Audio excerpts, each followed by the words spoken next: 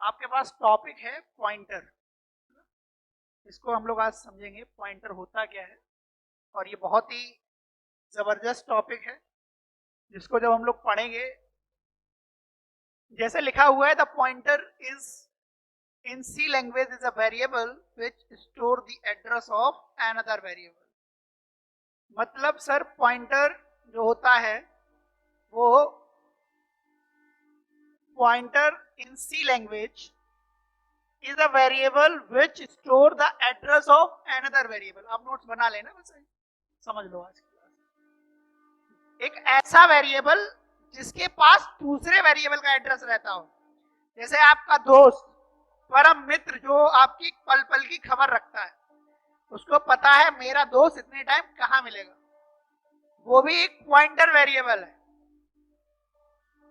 The variable can be of type integer, वो this variable, यह variable मतलब pointer variable can be of type integer, वो integer type का हो सकता है, वो कैरेक्टर टाइप का हो सकता है, वो एरे टाइप का हो सकता है, वो फंक्शन टाइप का हो सकता है, और एनी अदर डेटा टाइप, और वो किसी पॉइंटर के टाइप का भी हो सकता है।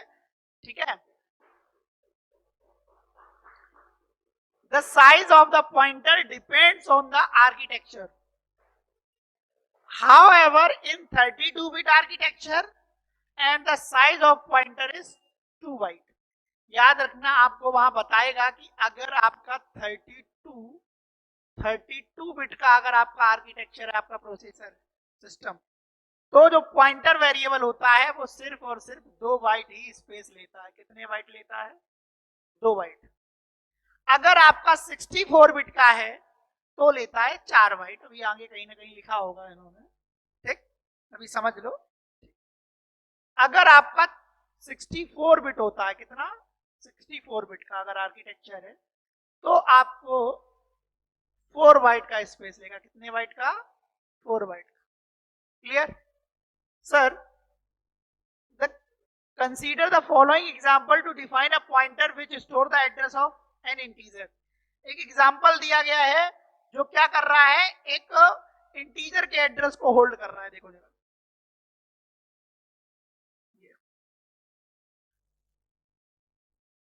देखना जरा। पहला स्टेटमेंट आपका लिखा हुआ इंट n इक्वल्स टू 10। मतलब सर n का एक स्पेस ऐसा बन गया, कहीं पर n का एक स्पेस बन गया जिसके पास कितना है? 10। अच्छा, जो मेरी रैम होती है वो हर एक वेरिएबल का एक एड्रेस असाइन करती है। जैसे सर एक आप कॉलोनी में रहते हैं तो आवास विकास A1/52 आपका प्लॉट नंबर है। मतलब आपके घर का एक एड्रेस है A1/52, उन्होंने एलोकेट कर दिया, एक नाम से जाने जाने लगा। तो ये तो वेरिएबल बता रहा है कि आपका आवास विकास में है। अब किस एड्रेस पे है वो, ऐसे मान लो कि मैंने इसमें एड्रेस, जनरली आपका हेक्साडेसिमल नंबर में होते हैं। हेक्साडेसिमल नंबर पता है, 0 से 9 और A से F कॉम्बिनेशन होता है। तो मैं मान लेता हूं थोड़ी देर के लिए कि ये 100 एड्रेस है इसका, जिस पर ये n रखा हुआ है, मतलब 10 रखा हुआ है, उस प्लेस का एड्रेस जो है वो 100 है। फिर आपने पॉइंटर वेरिएबल को हम एस्ट्रिक सिंबल से एलोकेट कर देते हैं, बना देते हैं। अब इसके अंदर आपने एड्रेस असाइन किसका कर दिया? मतलब सर एक जो आपका P बना ना, आपका P, उस P में आपका ये पड़ा हुआ है एड्रेस, मतलब 100। इस P की वैल्यू 100 हो गई।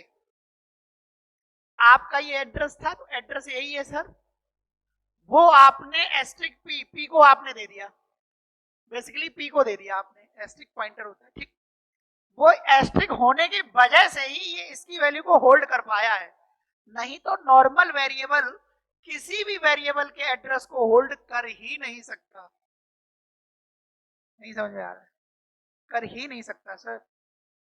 अब variable of an type integer, यही लिखा हुआ है कि variable P of type pointer है। जो P है वो पॉइंटर टाइप का है, ठीक है, और जो n है वो एक इंटीजर वेरिएबल है n, वही एक्सप्लेन किया हुआ है, ठीक। आगे चलते हैं sir. Correct declaring a pointer, उसी के लिए लिखा है the pointer in C language can be declared using asterisk sign. यही लिखा हुआ है, देखो एस्ट्रिक सिंबल। एस्ट्रिक सिंबल का प्रयोग करके लिखा हुआ है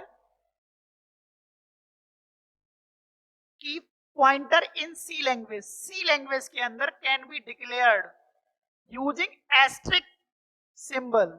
it is also known as indirection pointer. क्या कहते हैं?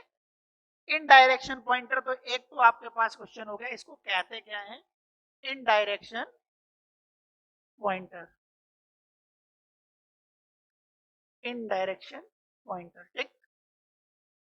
Use to dereference a pointer, जो कि एक वेरिएबल को, एक पॉइंटर को डीरेफरेंस करता है, उसको रेफरेंस प्रोवाइड करता है. एक मैंने पॉइंटर बनाया, पॉइंटर टू इंटीजर टाइप का है, ये पॉइंटर टू कैरेक्टर है, मतलब ये उसकी कास्ट बता रहा है कि वो किस टाइप का है. समझ पाए? इसमें कोई दिक्कत नहीं है. अगर मैं एस्ट्रिक हटा दूं तो नॉर्मल वेरिएबल हो जाएगा, तो वो इंटीजर टाइप का वेरिएबल हो जाएगा. अभी वेरिएबल है लेकिन ये पॉइंटर वेरिएबल है, तो इसलिए मैंने सिर्फ पॉइंटर बोला, वेरिएबल नहीं बोला. ठीक है? हाँ, ठीक है सर. अब आगे क्या करते हैं, पॉइंटर का एग्जांपल एक देखते हैं. बहुत प्यारे से चीज बनी हुई है आपके सामने. देखो जरा, in example using pointer to print the address of a value is given below. Sir एक चीज देखो जरा, यहां पर आपका लिखा हुआ है FFF4, जबकि मेरे पास एक नंबर था. बेसिकली था क्या, मेरे इधर देखो, आपके पास एक नंबर था, n था. मान लो थोड़ी देर के लिए n है, इतना पूरा वाला वेरिएबल नहीं ले रहा हूं मैं, छोटा नाम ले रहा हूं. तो n के पास 50 वैल्यू थी, तो n का एक एड्रेस 50 वैल्यू आ गई. अब इसका एड्रेस उन्होंने बता दिया है कि ये FFF4 है. मैंने अभी बताया था कि एड्रेस आपका हेक्साडेसिमल में हो सकता है, तो वो हो गया. अब यही चीज आपकी कोई पॉइंटर वेरिएबल था, उसने एज अ वैल्यू यूज कर ली, तो ये वाली वैल्यू आपकी यहां आ गई FFF4. ये एक p नाम का पॉइंटर वेरिएबल, ये एक पॉइंटर है. ये p लिखा है तो पॉइंटर है, इसका मतलब ये नहीं है यहाँ b लिखा होता तब भी पॉइंटर होता. वो तो बनाने के ऊपर है ना. नहीं बात समझ में आ रही? सर ये जो वैल्यू है, इसका भी तो कुछ ना कुछ एड्रेस होगा. उसका मैंने बता दिया A3. मतलब ये कुछ उन्होंने एग्जम्पशन लिया है. ठीक है, समझ पा रहे हो ना? जब हम इसको रन करेंगे तो आपको चीजें समझ में आएंगी. और इस प्रोग्राम में 50 के केस में अगर नंबर लोगे तो ये सेम आता ही है. ठीक है, क्योंकि ये रन करके ही वैल्यू लिखी गई है, ऐसे नहीं लिखी गई है. ठीक है, और वो ऐसा कोई क्वेश्चन आपसे पूछेगा ही नहीं, क्योंकि एड्रेस आप बता ही नहीं पाओगे, वो एड्रेस गिवन करेगा, और जो चीजें पूछेगा आगे वाले प्रोग्राम में दी गई है. ठीक है, कि हमारी TCS जैसे एग्जाम में क्या चीजें पूछी जाती हैं पॉइंटर से. ठीक है, कि बहुत ही खतरनाक चीजें, बहुत ही आपको बिल्कुल एकदम नॉर्मल लगेगा कि सर अब तो हो ही जाएगा, कोई दिक्कत नहीं. थोड़ा सा आपको धैर्य बनाए रखना है. बोल रहा है नंबर एक नॉर्मल वेरिएबल है, ये पॉइंटर है. ठीक है, क्या कह रहा है sir? As you can see in the above figure, अगर आप ऊपर के चित्र में देखें, फिगर में देखें, तो pointer variable store the address of, हमने देख लिया है सर. वो कह रहा है कि जो आपका पॉइंटर वेरिएबल है वो स्टोर कर रहा है किसका? एड्रेस ऑफ नंबर वेरिएबल का, जो क्या है. ठीक, मतलब बहुत आसान नोट से थोड़ा सा देखोगे, पढ़ोगे, थोड़ा सा कॉन्सेप्ट लगाओगे, हो जाएगा. The value of the number variable is 50, but the address of the pointer variable is, मतलब जो p है उसका क्या है? तो लिखा है by the help of asterisk, मतलब indirection operator, we can print the value of pointer. मतलब हम p की हेल्प से इस नंबर की वैल्यू को प्रिंट कर पाएंगे. p से बोलेंगे कि तुम नंबर की जो वैल्यू 50 है वो दो आके, जबकि पास p के पास उसकी वैल्यू नहीं है, एड्रेस है. तो जिसके पास एड्रेस होगा तो उसके घर जाकर के वो उठा लेगा उसको. नहीं समझ पा रहे हो? तो उसके घर में एंट्री कराने के लिए ये भाई साहब है एस्ट्रिक, जो जब भी एस्ट्रिक लगाओगे उस वेरिएबल के साथ, तो हमें वो उसके डेटा टाइप में रिटर्न करके वैल्यू दे देगा. इंटीजर होगा इंटीजर तो परसेंट ही लगाएंगे, फ्लोट होगा तो %f लगाएंगे. ये तो बताने की जरूरत ज्यादा नहीं है. सर देखो, उसी प्रोग्राम को एक्सप्लेन किया गया है यहाँ पर. ठीक, बहुत अच्छे से कमेंटिंग की गई है. जरा एक एक चीज को आप देखेंगे तो चीजें मुझे नहीं लगता कि क्लियर नहीं होंगी. भैया एक नंबर था, एक पॉइंटर था। अच्छा, जब पी को बना लिया तब आपने ये डाला। आप ये दोनों काम एक साथ भी कर सकते थे, ये मैंने ऊपर देख लिया। ये एक लाइन आपकी बच सकती थी। बात समझ में आ गई कि सर अभी तो आपकी ऐसे लिखा था कि एस्ट्रिक ऑफ पी, डायरेक्ट आपने एड्रेस ऑफ नंबर डाल दिया था। तो ये काम आप यहां पर भी कर सकते थे। बात समझ में आ गई कि सर माइंडसेट अलग ना करना, वहीं रखना। Store the address of a number variable, मतलब कमेंट किया गया है। समझ पा रहे, प्रोग्राम आपका यहीं तक है। ठीक। हाँ हाँ बिल्कुल। हाँ हाँ, इंटीजर पॉइंटर है।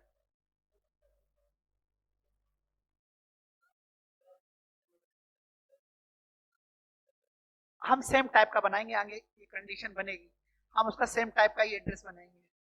सेम टाइप का पॉइंटर वेरिएबल भी उसी टाइप का होना चाहिए। हाँ, समस्या हो जाएगी। देखो कह रहा है, अब आप प्रिंट करना चाह रहे हो कि address of P variable, address of P variable. अब एक चीज याद रखो, हमारे पास एक एक्स चलता है, एक्स, जो एड्रेस देता है पी वेरिएबल का। तो यहां जो हमको मिलेगा वो मिलेगा, जो नहीं था A3 address of P variable. तो पी वेरिएबल जो आपका बना था, जहां पे F4 था, इसका एड्रेस क्या था, AA3। तो पॉइंटर वेरिएबल का एड्रेस प्रिंट करने के लिए हम %x लगाते हैं। छोटा वाला x लगाओगे तो स्मॉल केस में वैल्यू मिल जाएगी, कैपिटल वाला x लिखोगे तो कैपिटल F आ जाएगा। मेरी बात नहीं समझे, अगर %x ये लिखा तो आपका मिलेगा ये वाला, समझ गए। अब अगर आपने ये वाला लिखा तो यही चीज मिल जाएगी ये वाली। अब मेरी बात समझ में आ गई, ठीक है, समझ गए। तो P आपके पास आ जाएगा, लिखा है P contains the address of the n variable number, therefore printing P gives the address of number. अब नंबर का एड्रेस देगा ये। फिर कह रहा है value of P variable is %d। अगर हमें उसकी वैल्यू चाहिए तो हमारे पास मिल जाएगा क्या, एस्टिक P लिखना पड़ेगा। मैं अभी करके दिखा रहा हूं आपको, एग्जाम्पल आपके पास दिया गया, देखो इधर। जब उसने एड्रेस P का मांगा था, मुझे ये पता होना चाहिए सर पॉइंटर वेरिएबल की जो वैल्यू है वो भी एक एड्रेस है। वो भी क्या है, एक एड्रेस है। लिखा हुआ है साथ साथ, साफ साफ इसमें लिखा हुआ है, इसमें देखो कह रहा है जो P है वो कंटेन करता है एड्रेस किसका, n का, मतलब नंबर का। पूरा नंबर यहाँ लिखा हुआ है, नंबर, ठीक है। देयरफॉर, इसलिए प्रिंटिंग P जो है वो गिव्स आपको देगा, एड्रेस देगा किसका, नंबर का।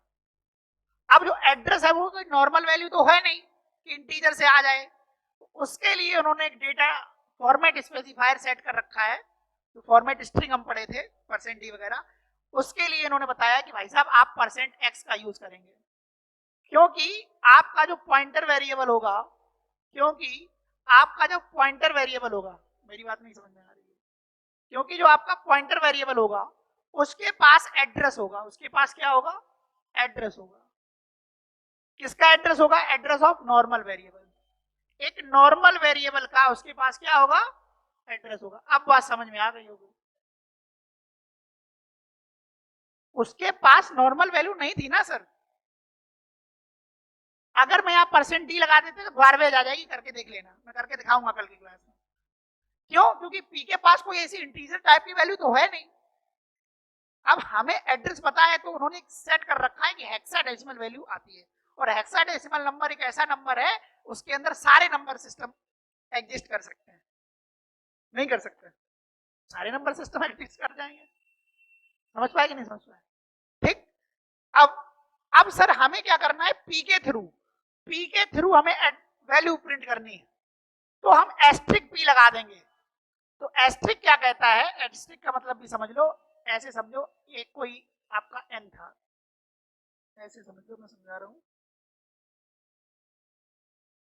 आपके पास एक n वेरिएबल था जिसके पास 50 था, और इसी की वैल्यू आपके पास F4 थी, और यही चीज आपके पॉइंटर P के पास है। पी के पास यही चीज है FF4, इसके पास AA3 है, ये पी है। अब अगर हम पॉइंटर पी बोलेंगे तो पी इसका मतलब होता है, इसका मतलब होता है वैल्यू एट एड्रेस, इसका मतलब होता है value eight address, eight address, eight address. अब किसके पी की जो वैल्यू है, पी की वैल्यू क्या है FF, FF4 ना, तो पी के वैल्यू एट एड्रेस, इस एड्रेस की वैल्यू को डिनोट करेगा ये। नहीं समझ में आ रहा है? ये भाई साहब बताएंगे कि value eight address this, P मतलब दिस, पी मतलब दिस। तो ये भाई साहब क्या करेंगे, इसको तुरंत पॉइंट यहां करेंगे। अब इससे जाएंगे कि भाई साहब हो क्या आप 50, तो 50 आपको आउटपुट मिल जाएगा, देखो यही आ रहा है, ये एक मैसेज आ रहा है जो मैंने वहां लिख रखा है, ये मैसेज आप चेंज कर दोगे तो चेंज हो जाएगा। यहां पर जो मैंने एड्रेस की बात करी थी तो एड्रेस आ रहा है। क्लियर?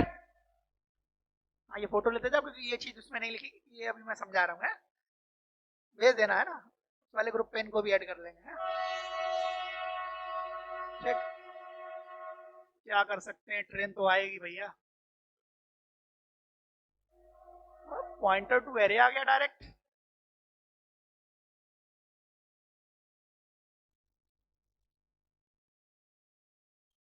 ठीक है, कोई दिक्कत नहीं, वो एग्जाम्पल दिया गया है, इसको अगर हम ना भी अभी समझे तो पॉइंटर टू स्ट्रक्चर बता रहा है कि आपके इतने टाइप के पॉइंटर हम लोग पढ़ेंगे।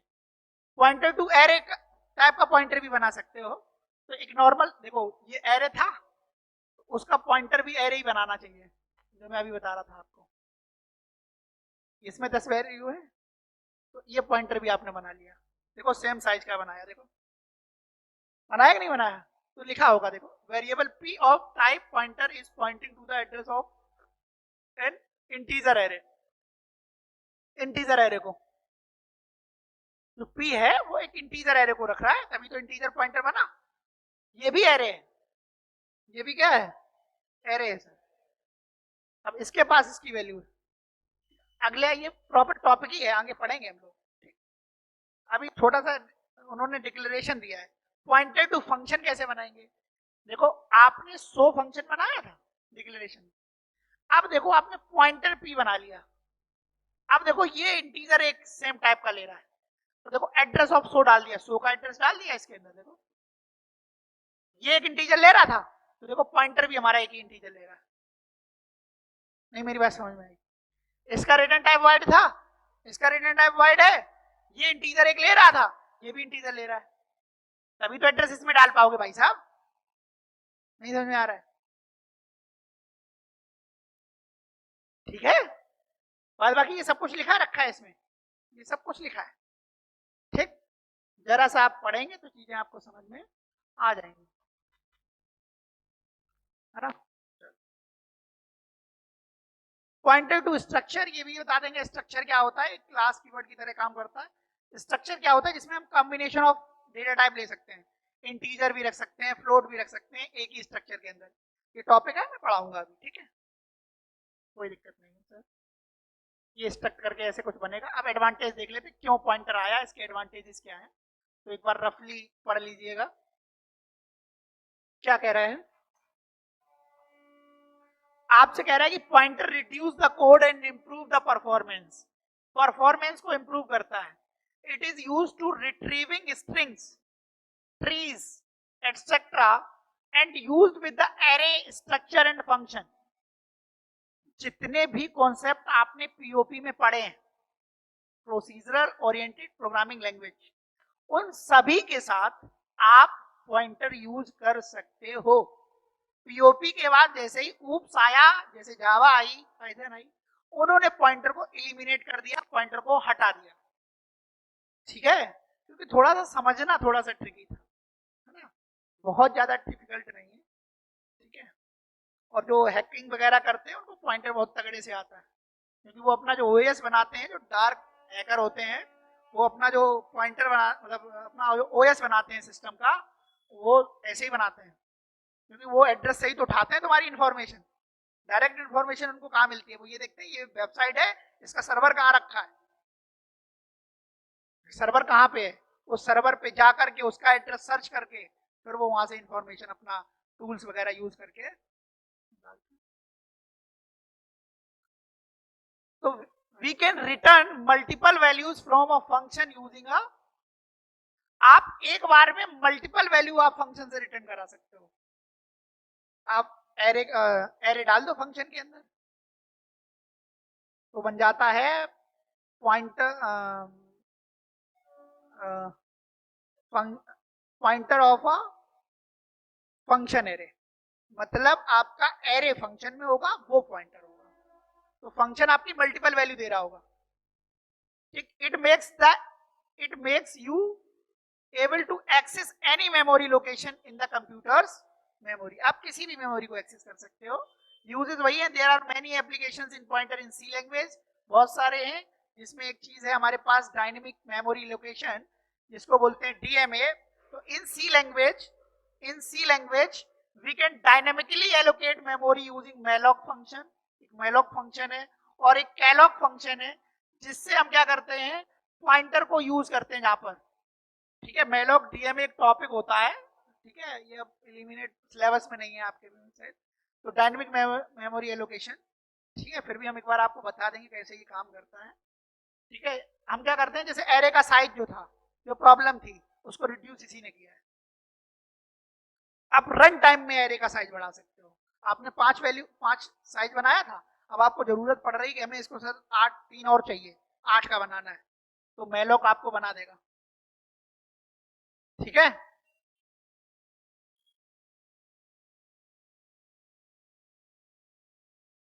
अब एरे फंक्शन एंड स्ट्रक्चर वही है, यूजेस ही है कि हम pointer in C language we are widely use array function and structures, it reduce the code, improve the, जैसे ही हम पॉइंटर इन चीजों में ऐड कर देते हैं तो हमारा परफॉर्मेंस बढ़ जाती है। हमारे छोटा सा एरे का देखा कोड, हम कितना लूपिंग लगाते थे, अभी देखना एरे को हम पॉइंटर के थ्रू एक्सेस करेंगे तो हमें कोई ज्यादा जरूरत नहीं पड़ेगी, छोटे से लूप में काम हो जाएगा एक वेरिएबल के साथ।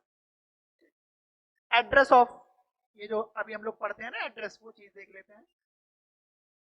हाँ, अगर हमें एड्रेस प्रिंट करना है किसी, जैसे मान लो हमें पी का अभी हमने AAA3 नहीं किया ना प्रिंट, वो हमें चाहिए, तो %u होता है जो स्ट्रिंग मॉडिफायर होता है ना, वो आप क्या करेंगे %u यूज करेंगे। लिखा हुआ है address of operator, address of operator क्या कह रहा है,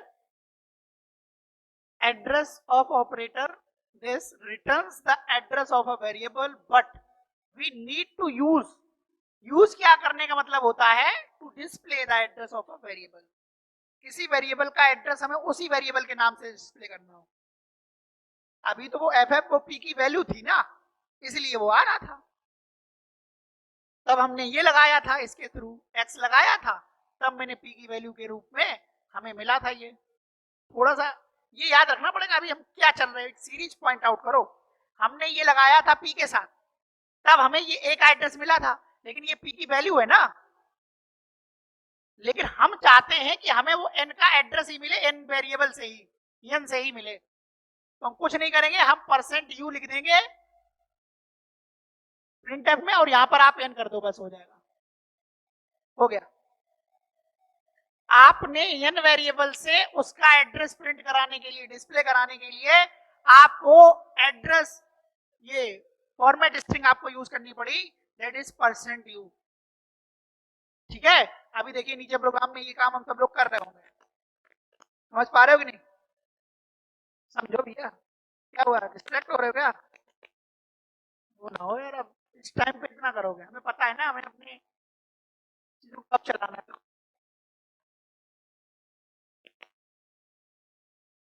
अच्छा एक चीज है, सेम प्रोग्राम है, अब देखो वैल्यू ऑफ नंबर इज %, अब तो मैं वैल्यू मांग रहा हूं तो %, तो 50 आएगा, ये किसको पॉइंट करेगा, 50 को, इतना बराबर है। फिर कह रहा है एड्रेस ऑफ नंबर, तो क्या बता रहा है, तो देखो ये भाई साहब नंबर नॉर्मल है, तो ये भाई साहब किसके पास जाएंगे, और ये जो भाई साहब एड्रेस ऑफ है, तो ये किसके पास जाएंगे? अब बात क्लियर हुई? एड्रेस नंबर लगा हुआ है, एड्रेस ऑफ लगाना पड़ेगा ना, जो अभी टॉपिक था। तो अब देखो मेरे पास यहाँ 50 आ रहा है और यहाँ उसी एन से ही तो आ रहा है। नहीं समझ में आ रहा? एन मतलब नंबर, नहीं समझ में आया? यहीं से आ रहा है, हम ये पीडीएफ भेज देंगे, डोंट वरी, भेज देंगे पीडीएफ। ठीक है, ठीक है, चलो भैया एक चीज और देख लेते हैं। एक नल पॉइंटर नाम की भी कोई चीज होती है, लेकिन हम इसमें हमें बहुत ज्यादा वो नहीं करना कि नल क्या ही है, क्योंकि हमें नल पे काम ही नहीं करना। null pointer that is not assigned any value but null is known as the null pointer। एक ऐसा पॉइंटर जिसको कोई वैल्यू आपने असाइन ना करी हो, लेकिन फिर भी हम उसके अंदर नल डाल देते हैं, तो उसको नल पॉइंटर कह देते हैं। जिसके पास किसी का एड्रेस नहीं पड़ा है, तो उसके पास क्या है? नल है। तो if you do not have any address to the specified in the pointer at the time of declaration, जब आप पॉइंटर वेरिएबल का डिक्लेरेशन करते हो उस टाइम पर आपने क्या किया? कोई भी एड्रेस स्पेसिफाई नहीं किया है, तो you can assign null value, it will be provided a better approach. ये आपके लिए एक बेटर अप्रोच है। आगे चल के आप चाहो तो उसके अंदर किसी भी एक वेरिएबल का एड्रेस प्रोवाइड कर सकते हो। नहीं समझ आया? एक बेटर अप्रोच है कि आपने पॉइंटर वेरिएबल बनाया, उसको वैल्यू नहीं दी डिक्लेरेशन के टाइम पर, तो बेटर अप्रोच क्या है कि हम उसको नल दे दें और NULL कैपिटल में ही लिखना है। ठीक है, चलो भैया, in the most library the value of the pointer is 0। Value क्या होती है पॉइंटर की? 0। अब आ जाता है डबल पॉइंटर, जिससे एक क्वेश्चन आपको मिलेगा अगर आप कंपटीशन के तौर पे, मतलब अपने ही लाइन के सॉफ्टवेयर इंजीनियर के कंपटीशन में आएंगे, तो यहीं से क्वेश्चन मिलेगा। नॉर्मल तो सब बच्चे को भी पता है, ये एक वेरिएबल से क्या खेलना। खेल में तो मजा जब है ना, जब दो वेरिएबल होंगे, एक का एड्रेस उसमें, उसकी वैल्यू उसमें, तीसरे वेरिएबल से को पहले वाले का एड्रेस लाओ। समझ पाए? तो वहां आपका गेमिंग अच्छे से स्टार्ट होता है। तो ये देखो बना हुआ है और बहुत अच्छे से इसको हम लोग देख रहे हैं, बहुत आसानी से लिखा है। As we know that a pointer is used to store the address of a variable in C. अच्छा ABC यहाँ लिखा था, आई थिंक यहाँ पर दिख नहीं रहा है, ब्लैक करने के चक्कर में उड़ गया क्या? मैं बता देता हूँ यहाँ पर क्या लिखा हुआ है। थ्योरी जो पढ़ लेंगे उसी से हम निकाल लेंगे यहाँ पर क्या लिखा हुआ है। See we can also define a pointer to store the address of another pointer, such pointer is known as the double pointer. The first pointer is used to store the address of a variable, whereas the second pointer is used to store the address of a first pointer. Let's understand the हम मान लेते हैं कि ये कोई variable है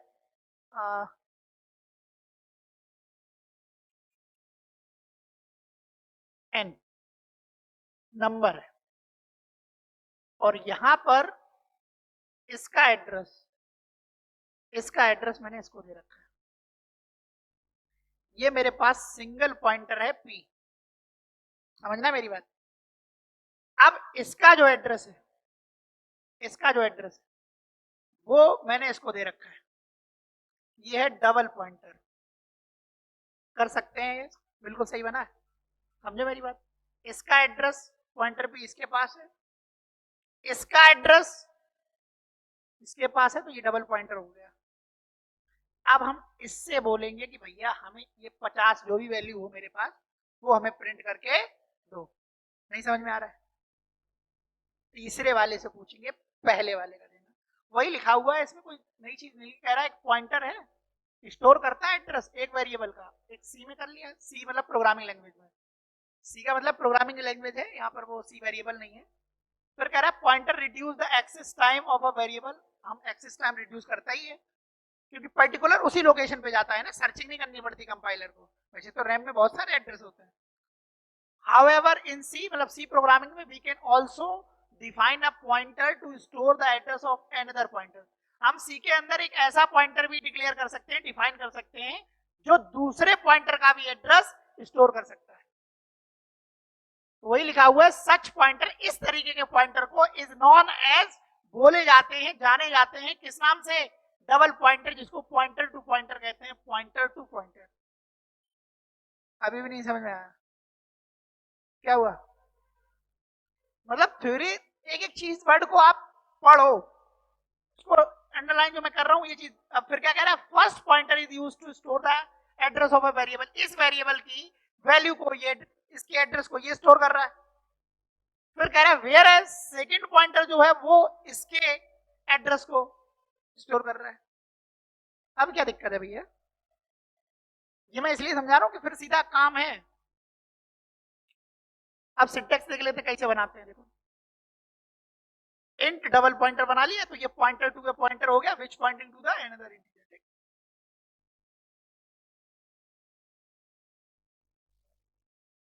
हाँ, वो नहीं, वो एग्जाम्पल था। अब ये एग्जाम, वो स्निपेट था, सिंटेक्स था।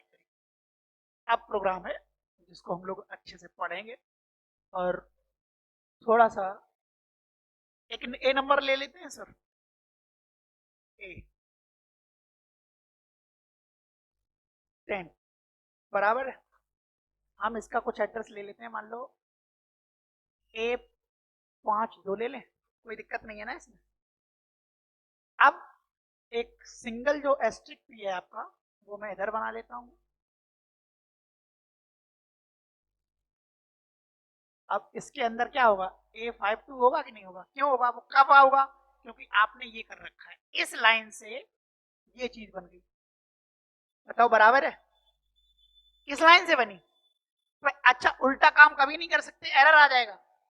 कहो कि सर जो 8 नंबर लाइन है वो 7 पे कर दें, 7 वाली नीचे कर दें, फिर तो वही हो जाएगा ना, जिसमें कुछ है नहीं, वैल्यू कैसे दे दोगे?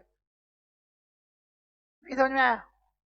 अच्छा ये बताओ, अब आपने एड्रेस ऑफ पी किसके अंदर रिसीव कर लिया? अच्छा, इसका एड्रेस हम मान लेते हैं B53 मान लेते हैं सर। ये आपने डबल पॉइंटर पी के अंदर आपने स्टोर कर लिया, समझ गए? ठीक है, और आपने यहाँ पर पी यूज हुआ है, ठीक है, वेरिएबल का नाम है। ठीक है, आप चाहो तो यहाँ सी कर लो, पी कर लो, समझ रहे हैं? मैं इसलिए वही वेरिएबल यूज कर रहा हूँ क्योंकि आपको मैं प्रोग्राम सही से समझा पाऊँ। ठीक, अच्छा बताओ, इसमें कोई दिक्कत? यहाँ पर B53 आ जाएगा कि नहीं? इसका मैं कुछ मान लेता हूँ C53, यहाँ तक कोई दिक्कत? चलो, अब ये आपको दिए होंगे स्टेटमेंट, ये ऐसा लिया होगा। अब आपसे पूछेगा क्या प्रिंट करेगा, हो सकता है वो लैंग्वेज में पूछे। अच्छा, उसने देखो यही लैंग्वेज पूछेगा, ये चीज ये पूछेगा, बस कह रहा एड्रेस ऑफ ए चाहिए हमको। अच्छा, ए के साथ उसने लगाया क्या है?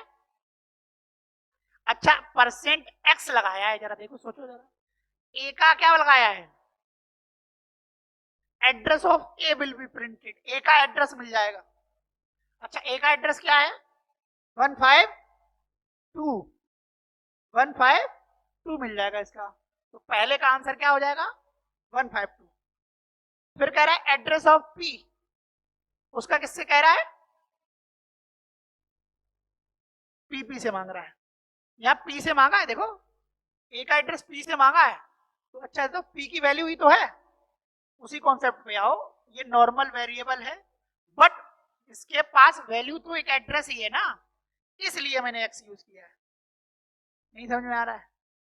पी डियर एक नॉर्मल वेरिएबल की तरह यूज तो वैसा हुआ है, बट उसके पास है कैसा? एड्रेस है ना, इसलिए सेम यहां काम हुआ है। तो सर इसकी वैल्यू आ जाएगी A52 और इसकी वैल्यू क्या आ जाएगी? B53। इतना कोई दिक्कत नहीं है सर।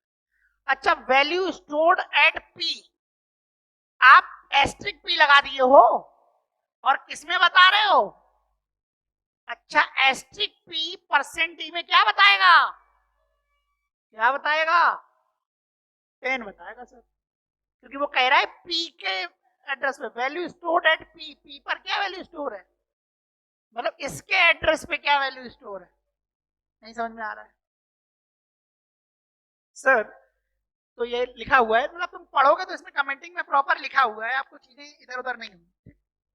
फिर कह रहा है value stored at double P, देखो डबल एस्ट्रिक लगा दिया डियर।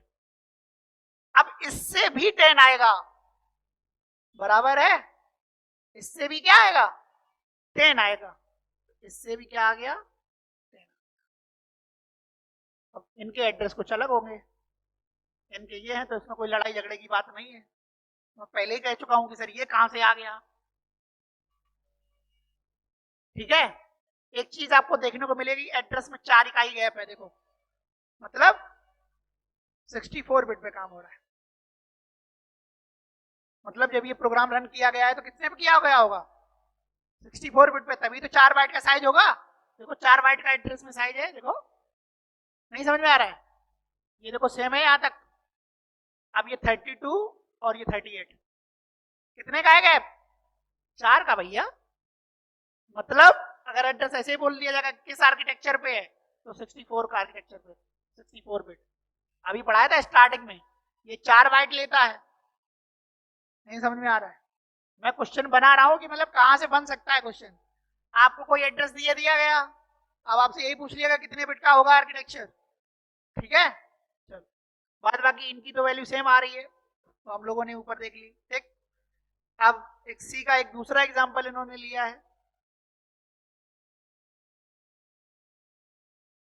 वैल्यू फिर से यहाँ से नंबर में लिख देता हूँ, यहाँ पर बेसिकली है क्या, यहाँ पर आपका नंबर रहा है, यहाँ पर आपका क्या है, नंबर, और यहाँ पर है आपका एस्ट्रिक पी, और ये है आपका डबल एस्ट्रिक P2।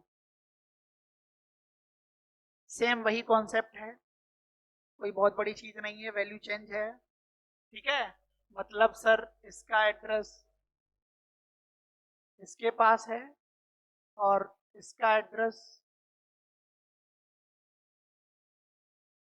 ठीक है, नहीं समझ में आ रहा है, पॉइंटर की दुनिया आज तुम्हें समझ में आ जाएगी एकदम। हाँ, अब तो आंसर दे दो खटाखट, उसमें कोई दिक्कत ही नहीं है, कोई दिक्कत है। एक होता है ना कि रिदम बनाने के लिए बस उतने में ही टाइम लगता है, फिर तो अभी इसमें दिक्कत होगी, एरे में दिक्कत होगी, हमें पता है, थोड़ा सा दिक्कत, कुछ नहीं होगी, एरे नहीं क्वेश्चन होगा ऐसा ही। तो फैचिंग बताएगा, fetching of array using pointer, fetching the elements from array using pointer. Program आपके उसमें भी आ सकता है, क्या नाम, आपके AKTU में भी आ सकता है, फैचिंग the elements of array using pointer, यही आएगा बस, साइज दे देगा। तो मैंने बता ही रखा, जब एरे होगा तो पॉइंटर वेरिएबल भी आपका एरे ही होगा। ठीक है, समझ गए, ठीक, चलो भैया, तो ये कर लेना, जरूरत है क्या, कुछ खुद भी देख लेना जाके घर पे, PDF हम दे देंगे। ठीक, ये कुछ करके ऐसी वैल्यू आएगी। अब ये आपका कल हम लोग पढ़ेंगे पॉइंटर अर्थमेटिक, जिसमें हम एडिशन सब्ट्रैक्शन कर रहे होंगे, फॉर्मूले ये चीजें कर सकते हैं, increment decrement addition subtraction comparison. ठीक है, इंक्रीमेंट में कुछ रूल्स लगते हैं, तो पॉइंटर इंक्रीमेंट बाई 1 से करता है, और ये फॉर्मूला है उसका, 32 बिट के लिए 2 बाइट का और 64 के लिए 4 बाइट का। तो ये साइज ऑफ की जगह हम अगर 32 बिट का है तो 2 का गुणा करा देंगे, और 64 का है तो ये आपका आ सकता है, जो वहां आता है क्वेश्चन, बहुत आसान सा है। देखो यहाँ P+1 किया हुआ है, तो I की वैल्यू 1 है, तो 2 ऐड कर दो, काम खत्म, अगर 32 बिट का है तो। देखो ये 4 ऐड किए, 300 में 304 आ जाएगा, ये भी एक दिन की क्लास है। ये देखो तो मैंने तुमसे अभी बोला था, ये बहुत इंपॉर्टेंट है, और आपके बोर्ड के लिए भी, ठीक है, बोर्ड का मतलब आपके सेमेस्टर एग्जाम के लिए भी इंपॉर्टेंट है, बस इतना ही करना है, कुछ नहीं करना। ठीक है, जब आपने एलिमेंट डायरेक्टली डिक्लेयर कर दिए तो आपने पॉइंटर का साइज भी नहीं बताया, कोई दिक्कत नहीं, कर लेगा वो, तो उसने वेरिएबल डिक्लेयर प्रिंट कर दिए सारे। ये सारी चीजें आप फिर डिक्रीमेंट की प्रॉपर्टी पढ़ेंगे, फिर एडिशन पढ़ेंगे, और इस तरीके से पढ़ते पढ़ते हम लोग, कल हमें ये एनी हाउ खत्म करना है। हो जाएगा, उससे पहले मैं पीडीएफ अभी मैं आपको सेंड कर देता हूँ, ठीक है, उसको पढ़ लेना, इतना तो कम से कम पढ़ ही लेना, डाउट निकले अच्छी चीज है, नहीं समझे, डाउट होंगे अच्छी चीज होगी, अब डाउट नहीं होंगे तो हमें लगेगा कि यार तुम्हें समझ में नहीं आया।